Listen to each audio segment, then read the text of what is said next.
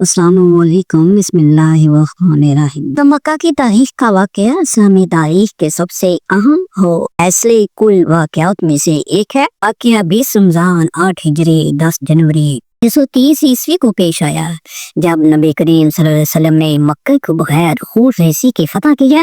اس واقعے کی تفصیل درج ذیل ہے۔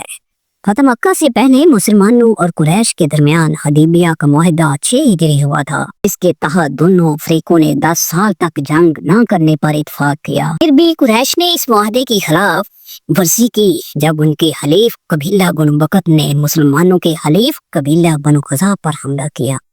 بنو قزا نے مدینہ پہنچ کر نبی کریم صلی اللہ علیہ وسلم سے مدد کی درخواست کی۔ نبی کریم صلی اللہ علیہ وسلم نے قریش کے سامنے 3 شرائط رکھی۔ بنو قزا کے قتل کا خون بہا ادا کریں۔ نمبر 2، بنو بکر سے تعلق ختم کریں۔ نمبر 3، حدیبیہ کے معاہدے کو ختم مانے۔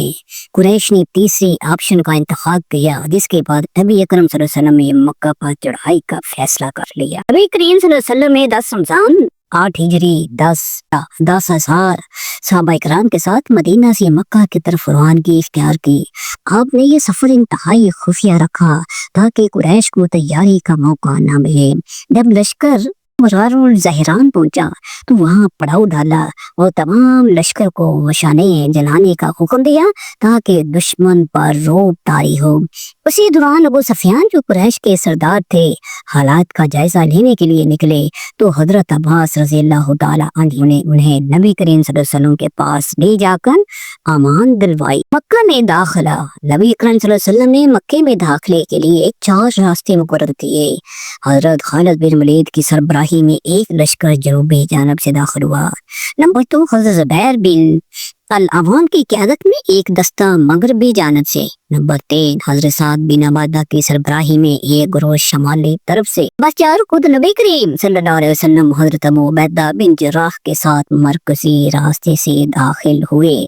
قریش نے صرف حضرت خالد بن ولید کے لشکر کے سامنے تھوڑی مزاحمت کی، جس میں کچھ لوگ مارے گئے، باقی تمام جگہوں پر کوئی خون ریزی نہ ہوئی۔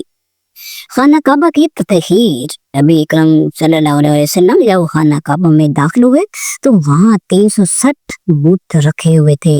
آپ نے اپنے عصا سے انہیں توڑ دیا اور قرآن کی آیت تلاوت فرمائی، جاء الحق وزہق الباطل ان الباطل کان زہوقا۔ حق آ گیا اور باطل مٹ گیا ہے، بے شک باطل مٹنے والا ہے۔ عام معافی کا اعلان۔ مکہ فتح ہونے کے بعد نبی اکرم صلی اللہ علیہ وسلم نے قریش کے سرداروں کو جمع کر کے فرمایا، آج تم پر کوئی گرفت نہیں، جاؤ تم سب آزاد ہو۔ یہ اعلان سن کر قریش حیران رہ گئے کیونکہ انہیں بدلہ لینے کی توقع تھی، مگر نبی کریم صلی اللہ علیہ وسلم نے رحمت اور عفو درگزر کی بہترین مثال قائم کی۔ نتائج اور اثرات: اسلام کا غلبہ، مکہ اسلام کا مرکز بن گیا اور لوگ جوبتا جوب مسلمان ہونے لگے۔ بت پرستی کا خاتمہ، خانہ کعبہ کو تمام بتوں سے پاک کر دیا گیا۔ مسلمانوں کی عظیم کامیابی، وہ شہر جہاں انہیں ستایا گیا تھا آج امن و آشتی سے ان کے ہاتھ میں آ گیا۔ قیادت کا عملی نمونہ، نبی کریم صلی اللہ علیہ وسلم نے بدلہ لینے کی بجائے درگزر سے کام لیا، جس نے دشمنوں کے دل جیت لی۔ فتح مکہ اسلامی تاریخ کا ایک شاندار باب ہے جس نے اسلام کے غلبے کی راہ ہموار کی۔ نبی کریم صلی اللہ علیہ وسلم کی قیادت اور معافی کی پالیسی نے مکہ کے باشندوں کے دل جیت لیے اور بہت جلد پورا عرب اسلام کے زیر سایہ آ گیا۔ حضرت بلال کی اذان، جب خانہ کعبہ کو پاک کر دیا گیا تو نماز کا وقت ہوا۔ نبی اکرم صلی اللہ علیہ وسلم نے حضرت بلال حبشے کو اذان دینے کا حکم دیا۔ حضرت بلال کو حکم ملا کہ وہ خانہ کعبہ کی چھت پر چڑھ کر اذان دے۔ یہ وہی حضرت بلال تھے جنہیں مکہ کے سردار میں گناہ سمجھ کر ذلیل کرنے کی کوشش کی تھی، مگر آج وہی حضرت بلال اللہ کے نبی کے حکم پر بیت اللہ کی چھت پر کھڑے ہو کر اسلام کی سب سے پہلے فتح یابی آسان دے رہے تھے۔ یہ وہی حضرت بلال تھے جنہیں مکہ کے سردار نے غلام سمجھ کر حضرت بلال کی پرجوش اور روح پرور اذان مکہ کی فضاؤں میں گونجی تو کئی قریش سردار جو ابھی تک کفر پر تھے हैरत और गुस्से से एक दूसरे को देखने लगे।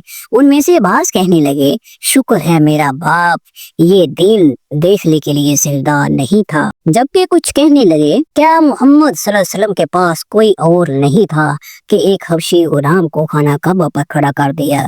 ये सुनकर नबी करीम सल्लल्लाहु अलैहि वसल्लम ने फरमाया, अल्लाह के नजदीक इज्जत का म्यार रंगो नस्ल नहीं बल्कि तकवा है। फिर आप सल्लल्लाहु अलैहि वसल्लम ने सूरत अल हुजरात की ये आयत तलावत फरमाई, ऐ लोगों बेशक हमने तुम्हें एक मर्द और औरत से पैदा किया और तुम्हें कौमों और कबीलों में तकसीम किया ताकि तुम एक दूसरे को पहचानो। अल्लाह के नजदीक तुम में सबसे ज्यादा इज्जत वाला वो है जो सबसे ज्यादा परहेजगार है। बेशक अल्लाह सब कुछ जानने वाला और बाखबर है। इस्लाम में मसावत की अजीम मसा है।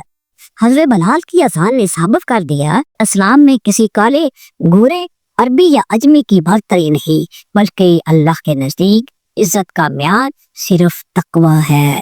खाना काबा के मुकम्मल ततहीर। खाना काबा को हमेशा के लिए बुतों से पाक कर दिया गया और उसमें सिर्फ अल्लाह की इबादत का ऐलान किया गया। मक्का में इस्लामी रियासत का कयाम, मक्का जो कभी कुफर और शिरक का मरकज था, अब तौहीद और इस्लाम का किला बन चुका था।